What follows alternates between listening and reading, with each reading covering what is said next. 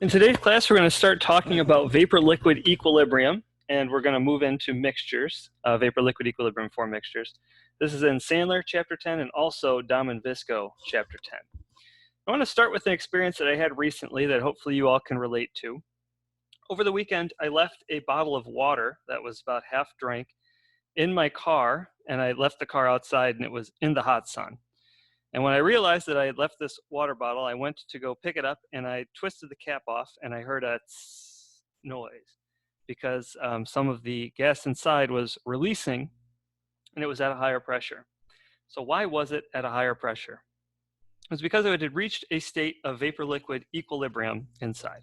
So when I close this bottle of water, there will be gas molecules inside at a pressure of 1 atmosphere.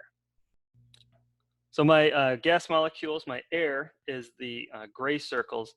My water molecules are the blue. And when I seal that water bottle, I have mostly vapor in this headspace. We'll say it's at room temperature and room pressure. But when I leave it outside in that hot car, the temperature is going to increase. Let's say the temperature increases to 29 degrees C. And what happens to P2?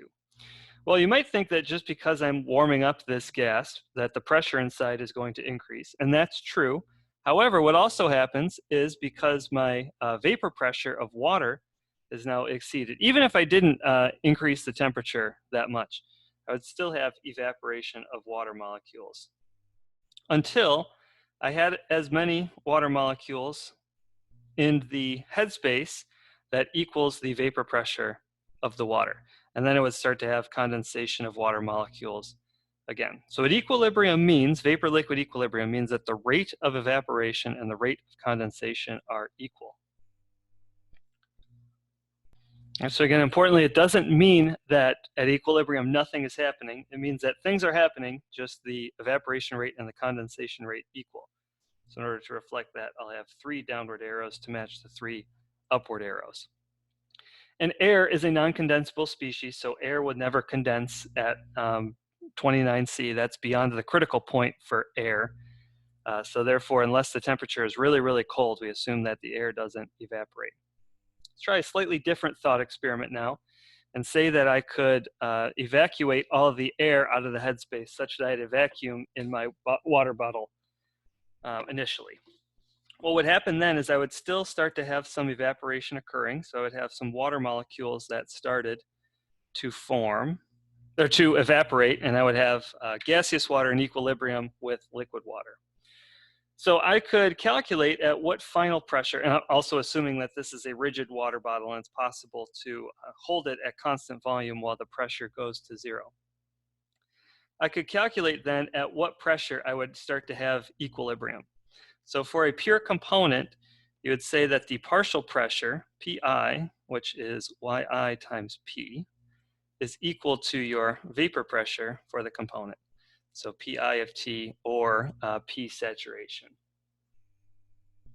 or P sat of I at some temperature T. So why is that the case? So again, if I have a pure component, Yi is equal to 1 for pure component. The way I like to think about it is that the partial pressure is the pressure that is being exerted by the molecules of a certain species inside the container.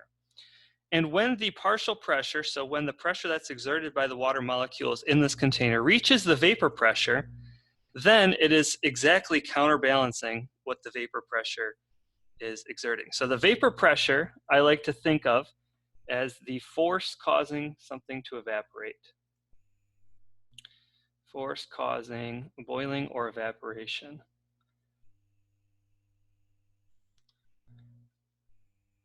Well, I'll say boiling / evaporation. And I want to be very clear that this is not a very formal definition. This is just how it makes sense to me when I think about it this way, and it helps me to remember what's going on.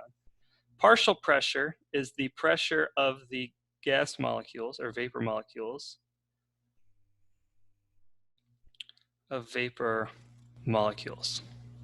So therefore, at equilibrium, I have Pi is equal to Pi sat. So again, the partial pressure It's important not to get these confused. These are oftentimes conflated with each other, but they're two very different things. Even though they're equal in this exact sense, in general, they correspond to different concepts. Vapor pressure. So if I have a pure component in my water bottle, at equilibrium, my partial pressure, which is the pressure of the water molecules that's up in this part of the water bottle, will counteract the vapor pressure, which is causing the molecules to evaporate and expand into this headspace. So to summarize, for a pure component vapor-liquid equilibrium, we have that the total pressure P is equal to the partial pressure of the component. And this is because there's a yi here, but we're saying that it's 1 for a pure component that is also equal to the vapor pressure of that pure component at whichever temperature you have. So importantly, the pressure that you will see in the headspace of the container depends on what the temperature of the system is. And the higher the temperature in general, the higher the vapor pressure, which makes sense intuitively. One more thought experiment now. Let's say instead of just water, I'm going to switch it to be component A and component B, so red and blue for the two molecules. Let's say I evacuate the headspace of the chamber again, and then I let these things start to evaporate. And we'll say open circles are the vapor phase. Now we can ask the question of what will be the pressure at equilibrium and what will the composition be. So I had a roughly 50-50 mixture in the liquid phase, but how do I know what the composition is going to be in the vapor phase?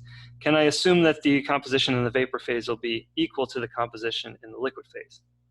And in MEB, we saw that this is not the case, and this is where we're getting to in this chapter. In this chapter, we're going to explain why this is not the case.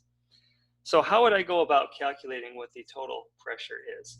Could I say that P is simply just the sum of the partial pressures? Could I say it is equal to PA plus PB? Well, yes, I know that's true, that the partial pressures always sum to the total pressure. Mathematically, you could say that the sum of PI is equal to P. And that is because the partial pressure, remember, is the mole fraction of each component. So YA times P plus YB times P is equal to P.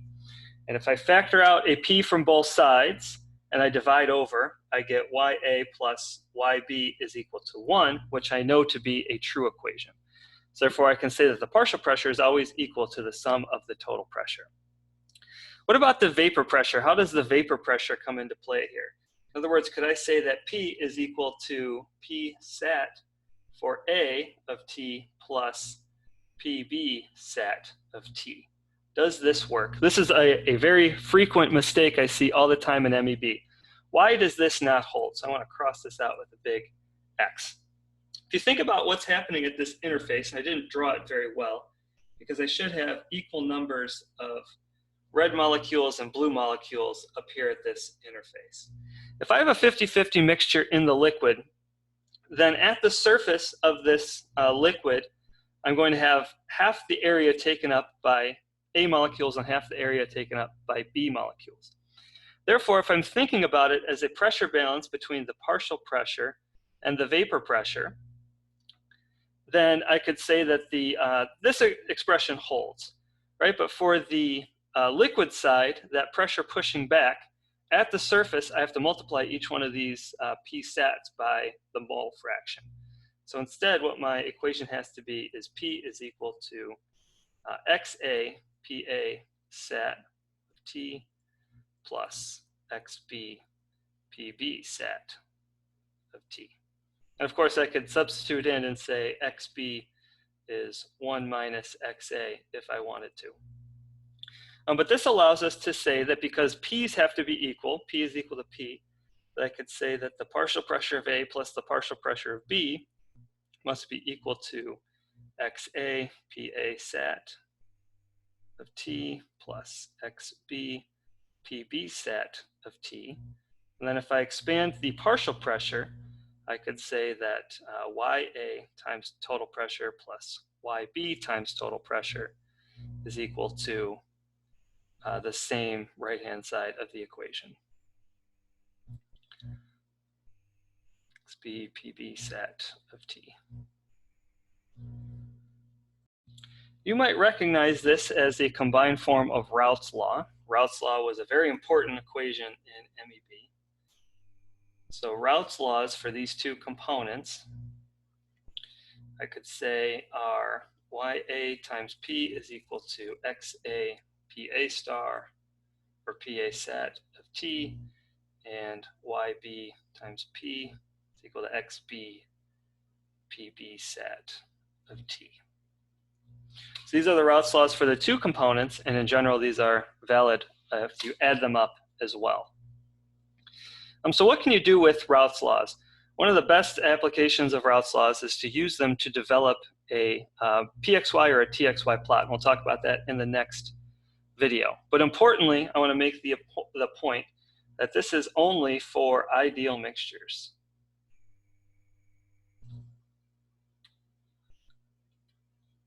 And ideal in the sense of what we were talking about in the last chapter, that when the mixture molecules are interacting with species of different species, similar to how they would interact with molecules of the same species. And that's because I assumed additivity up here. I assumed that this relationship was true. And in general, for a non-ideal mixture, this one will not be true. I'll have to annotate this Raoult's law a little bit later. But we'll stick with the ideal case for now. And if I use these Raoult's laws to manipulate them, I could calculate what the bubble point curve and what the dew point curve are. So I did this in MEB. If you're comfortable with this, you can probably skip this, especially if you took MEB with me. You could say that the bubble point curve must have the constraint set that the sum of yi's must equal 1. So it's true that at equilibrium, xa plus xb is equal to 1, ya plus yb is equal to 1. But for deriving the forms of the curves, you're using one as the constraint while you're setting the other one. So in other words, if I solve for ya plus yb by taking p over to the other side, so I'm going to say is equal to 1 is equal to xa pa set of t over p plus xb pb set of t over p. So I could say this is my bubble point constraint curve. That looked a little strange from what I usually write. I didn't have to divide through by p. I could also say p is equal to xa pa set of t plus xb pb set of t. The last video for today, I'm going to re-show you the video that I made in MEB about how to make these in Excel. So this should all be review of Raoult's law from MEB stuff.